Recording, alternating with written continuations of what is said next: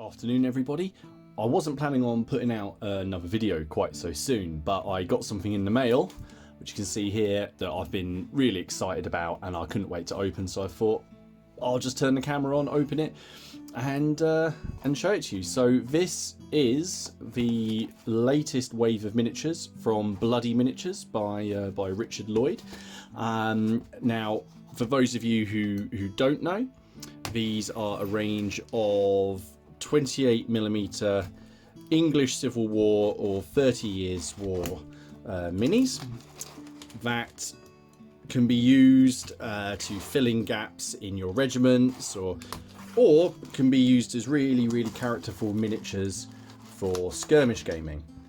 And here you go. One day I'm going to open a package on here and it's going to go smoothly. There we go. That's it.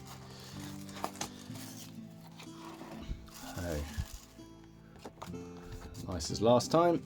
So I'm not going to really do like an unboxing. I want to get straight to the good stuff, which is the miniatures. Now this is wave 2.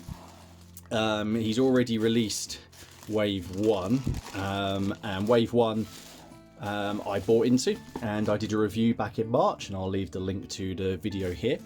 But I was so impressed with them that I just had to get wave 2, and I've gone all in. I've bought the entirety of it, and this consists of 4 packs of 4, which includes basically lots and lots of different prices. Oh, there's lovely single casts, fantastic. So I thought we'd have a look. So what I'll do, I'll put these into their packs, and then we'll have a look at them. Okay, so here we are. So I've sorted them into their respective groups. Now the first thing that I'm going to say is there are no separate arms. These are all single cast pieces, and I think that's amazing when you look at some of these poses. So the first party is called the Storming Party. So guys that are running forward, ready to assault the breach. You've got this guy here in blast armor. Very cool. I just finished a guy for my cannon who's wearing blast armor. This one here carrying a small barrel of gunpowder, wearing the 3-bar pot helmet. One guy with a mattock, and then this guy here is about to toss a grenade. All wearing armor, buff coats. Very cool. Of course, the great thing about the ECW is you can really paint these up for either side, Royalist or Parliamentarian. So those are cool. I'm going to stick those on the base and mix them in with my Storming Party that I've already done. Now the next set is possibly the one I was looking forward to the most out of this lot, and he's called the Moss Troopers. And I have to show this guy off. Look at that.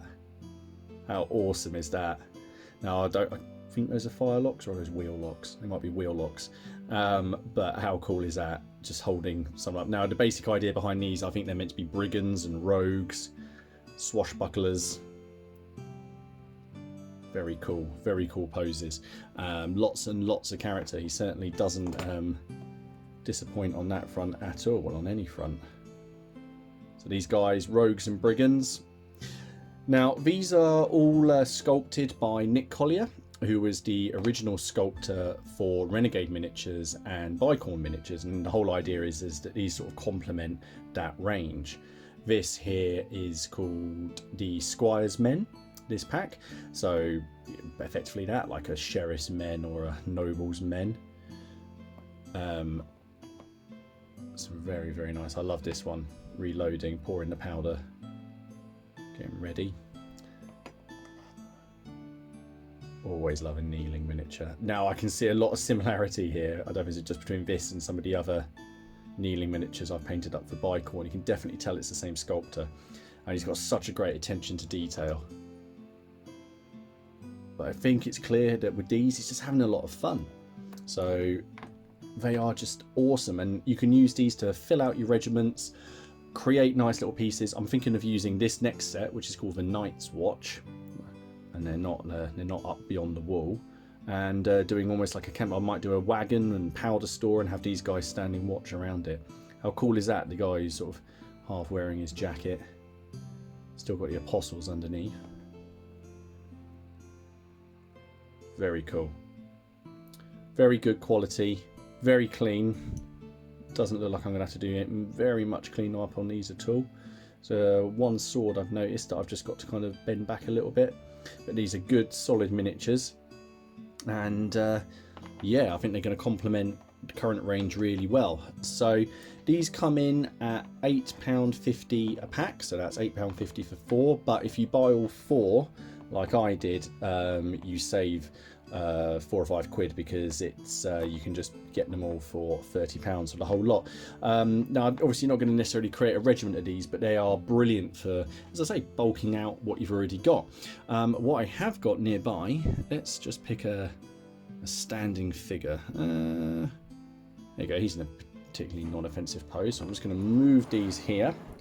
But I have with me a First Corps miniature, a Warlord Games miniature, and a Bicorn miniature. So I'm just going to move the camera around and just show you a quick comparison, and then I'll wrap up. Okay, so I've tried to get these guys as level as I can. So on the left here, we can see a First Corps musketman. This is the bloody miniature here from the Squires Men, and here we have the Warlord, and here we have another Bicorn miniature. So you can see already that these are on the larger end of the 28mm scale. He is quite a bit taller than the Warlord Games miniature, although you could just say that, you know, you've got a particularly large man in there. I mean, if you were doing that in real life, he'd just be, what, a few, you know, 5 or 6 inches taller. People do vary in height in real life. He does seem to scale pretty well with this, but again, slightly smaller, but might not be too noticeable. And this is the other Bicorn model, and these scale really well together. He's not that much taller, and to be honest, I think this guy here is actually meant to be a bit smaller, so it's probably not the best example. But it's the only one I've got that's unpainted. So something I like about these bloody miniatures is the chunky weapons. So I think they actually mix in pretty well. I think obviously if you chucked one in with a whole regiment of Warlord, then he'd stick out like a sore thumb. But if you mixed them in here and there, then I don't think you'd have any problems. I'd say I'm going to use them on command basis. But otherwise, that wraps up. So yeah, I just thought I'd do a quick sort of unboxing review showcase of these models from Bloody Miniatures. I'll leave a link in the description to the website where you can go over and order them. I know he's got a Facebook page and he's very active on there, and Richard's a great guy, so go over there and have a look at everything.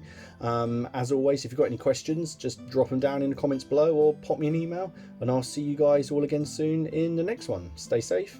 Cheers.